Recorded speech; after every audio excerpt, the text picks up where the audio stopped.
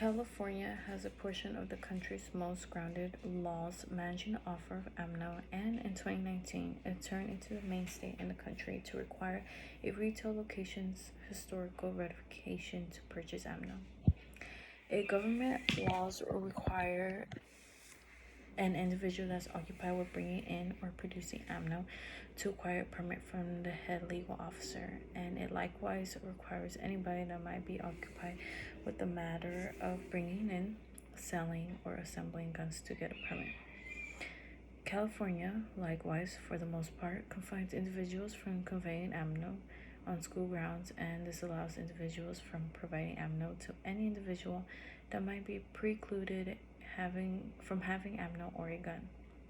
Additionally, authorized ammo sellers in California will be needed to deal with ammo deals and to report the deal records to the State Division of Equity, where a data set of ammo deal records will be kept. We haven't gone through this year, and yet we are having multiple mass shootings. On June 15, 2 gunmen broke into a home in the Englewood neighborhood in the south side of Chicago and shot 8 people, killing 5 of them. 7 of the people were shot in the head, the police said.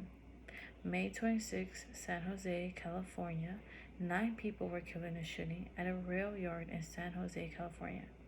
The Santa Clara County Sheriff's Office said the gunman, a transit worker, was also dead, said the authorities.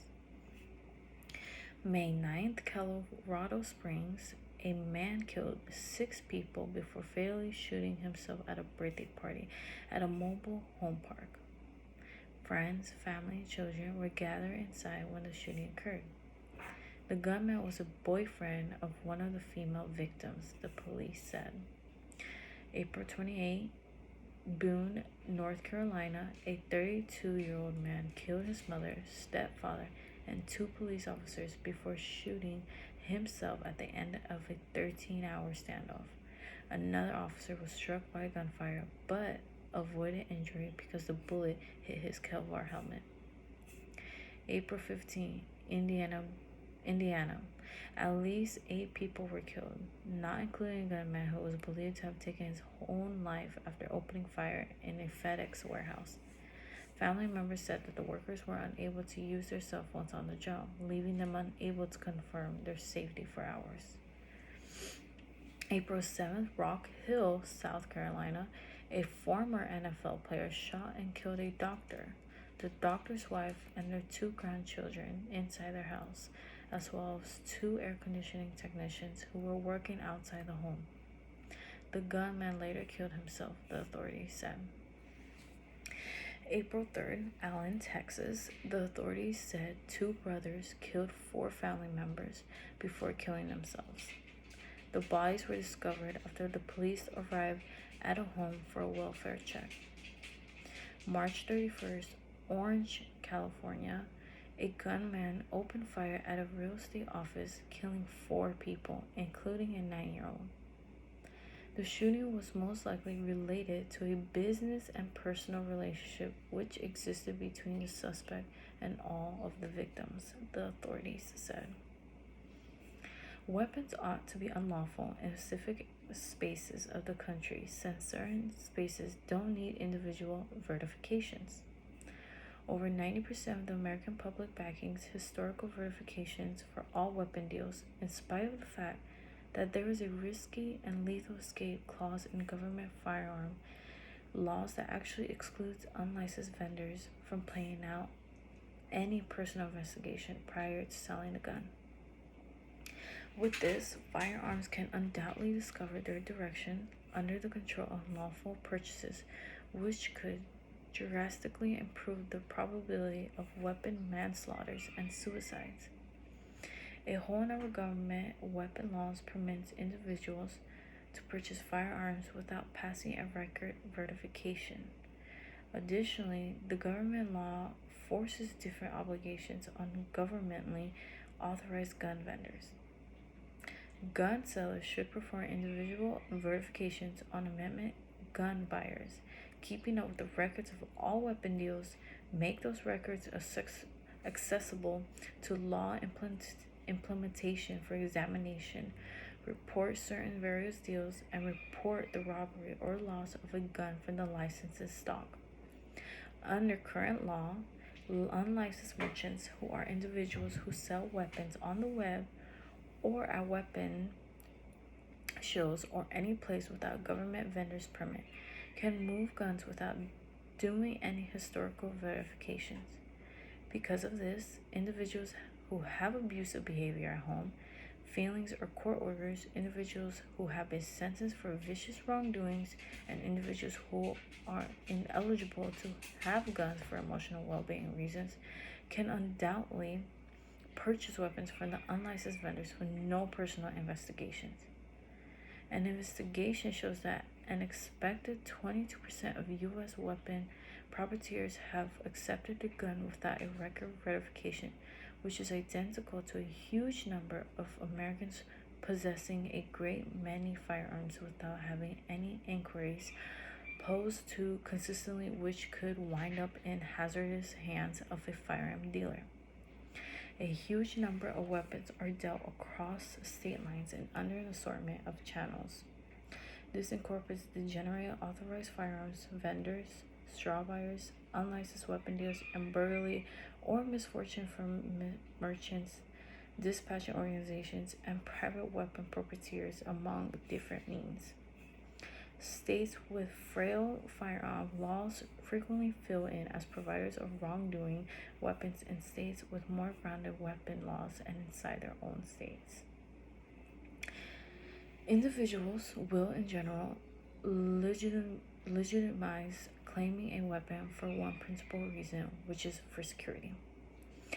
Although that might be one's actual expectation of buying a firearm, it doesn't generally wind up being utilized in that structure.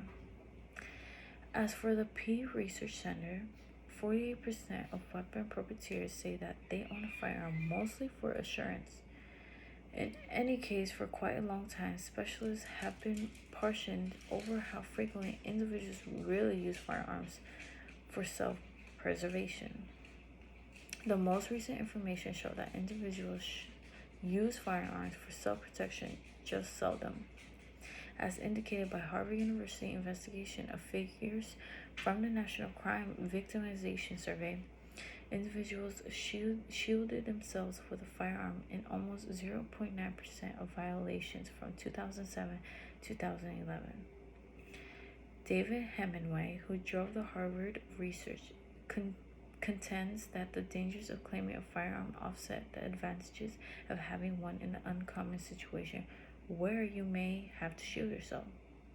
Quote, "The average person has basically no chance in their lifetime ever to use a gun in self-defense," he says.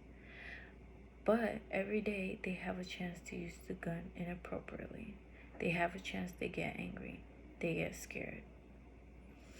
There are situations where a property holder accepts that there might be an interloper at their home, and when they hear strides close to them, they begin shooting in a type of self-preservation without understanding that they likely shot one of their relatives. There are numerous ways individuals will, in general, abuse their weapons, with one reason being that individuals don't store it in a protected spot. Frequently, when a firearm isn't put away in a protected spot, anybody can approach the weapon, including a youngster. Essentially, all youth unexpected shooting passings happen in or close to the home. Most youth accidental firing passings include firearms that have been kept stacked and available to youngsters and happen when kids play with loaded weapons. Youngsters, however youthful as 3, may sufficiently able to pull the trigger of large numbers of the handguns sold in the United States. Accidentally, shootings among kids happen regularly when youngsters are unaided and out of school. Shootings in provincial regions are bound to happen outside with a shotgun or rifle. Shootings in metropolitan regions are bound to happen inside and with a handgun. Starting as of late, there was an instance of a 4-year-old who incidentally shot his 8-year-old sibling in their home. The 2 kids were inside their home playing with a loaded handgun when it accidentally released as they were shooting a video. The firearm had a place with one of the guardians, and the police had encouraged the guardians to keep weapons far from the kids and consistently have a well-being log. There are 2 well-being gadgets, weapon locks and burden pointers, that could forestall a huge level of gun passings. Weapon configuration changes can likewise forestall accidental gun passings and injury in youngsters. Each accidental shooting by a youngster under age 5 years who either killed oneself or another might have been forestalled with the establishment of a security gadget.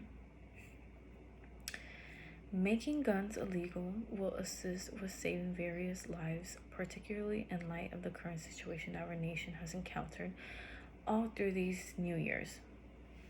Starting as of late, we have seen numerous instances of disdain violations all around the news. A disdain wrongdoing is a wrongdoing that is inspired by predisposition against race, shading, religion, public beginnings, sexual direction, sex personality, or incapacity. In 2019, a report shows that a percent conveyance of casualties by predisposition type shows that 57.6% of casualties were focused on in view of the wrongdoer's race, identity, family line inclination. There was an instance of a man named Muhammad Arbery who was an unarmed running in a local and was then shot and killed and left to kick the bucket in the road. He was perceived by a white man and his child, who accidentally turned out to be a resigned cop and examiner, and afterward they chose to follow him in his truck since they accepted that he was liable for the robberies nearby. At the time, no captures or energizers were recorded until 2 months after the fact, after video of the shooting was pitched. On June 17, 2015, Dylan Roof, a racial oppressor, killed 9 individuals, including the chief minister and South Carolina State Senator Clemita C. Pinckney, during a petition administration at the Emmanuel African Methodist Church. The shooting happened on Wednesday, June 17, 2015, around 9:05 p.m. at Emmanuel AME during Bible study. As for records of survivors who saw the shooting, Roof was welcomed in for the corporation and sat close to Senator Pinckney. Taking his pistol from his fanny pack, he first shot 26-year-old Twanza Sanders. The other victims, including 87-year-old Susie Jackson, the great aunt of Sanders, Cynthia Marie Graham Hurd, Ethel Lee Lance, DePayne Middleton Doctor, Daniel Simmons, Sharonda Coleman Singleton, Myra Thompson, and Clemita C. Pinckney. The 9 victims would later be known as the Charleston 9. Guns should be illegal in some areas / regions of the country because there have been so many shootings in the past couple years, and many people die every year, and these mass shootings are happening every month at this point. People of all ages have died because of one person, and that's because they just randomly bought a gun at a store.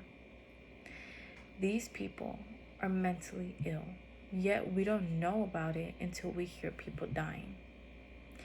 This is enough. I wouldn't want to send my child to school knowing the fact that these shootings could happen anywhere. We've been seeing them at churches, public events, and schools. Guns have to go. The only people that should only have a gun are the police. Guns are dangerous when they are not used properly. This is why guns should be illegal. Thank you.